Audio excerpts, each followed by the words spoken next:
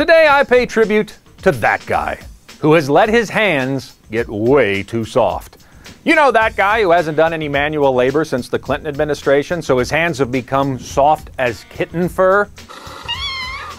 That guy who has allowed himself to be swept up in an era of modern convenience, doesn't do his own lawn, doesn't work on his own car, hasn't learned to make repairs around the house.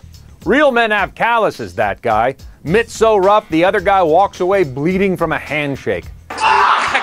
Thank God for the invention of the fist bump, huh, that guy? That way every lumberjack, construction worker, and coal miner you meet gets knuckles. Problem is, that guy's hands have gotten so lotiony soft over the years, even women are taken aback. Heck, even babies. But what is that guy to do? He works in radio. His hobbies include writing and watching sports. He hasn't tied fence posts in years. And he runs to stay in shape instead of pumping iron like he used to. What's that? No, this is not about me. I mean, sure, if you've cracked out a checklist, then yes, I've dabbled in radio as a career. And I do write, watch a lot of sports certainly, and yes, I run for exercise, but come on! I'm totally not that guy who let his hands get way too soft.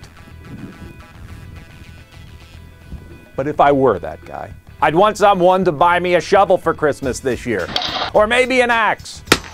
I wouldn't even care if I had a purpose for using the tools, or even a need for firewood or holes. I would just feel like I needed to do some shoveling. Rough up those tender paws of mine a bit with some good old-fashioned hard work and elbow grease.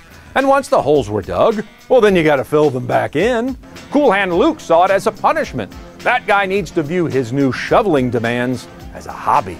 Now, right now, that guy is staring at his remote control, trying to figure out a way to make it rougher to use. Maybe some sandpaper laid over the channel numbers, or a piece of gravel glued to the volume control. You know, just some way to rough up his hands without leaving the couch.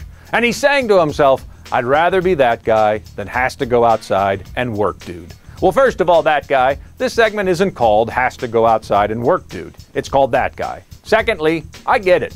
It's the way of the world. Fewer and fewer jobs demanding hard labor. More and more cushy desk jobs, complete with countless conference room meetings, bullet point presentations, and corporate golf outings. I'm not saying men need to quit our cushy jobs any more than I'm saying we need to become ranch hands in our spare time. But maybe we don't wear gloves when we golf. Or perhaps we start doing our own lawn trimming and hedging. Not in the summer, of course, but you know, once the leaves have fallen off the trees, because we certainly don't want to pick those up. Perhaps then, in the time period between February and May, we could potentially tend to our own lawns. Develop one callus, and then see where it goes from there. You know, for the sake of manhood. Now, if what I've said today has offended you in any way, there's probably a good reason for it. You're that guy. Not me, though. No, just some random that guy I observed. You're him.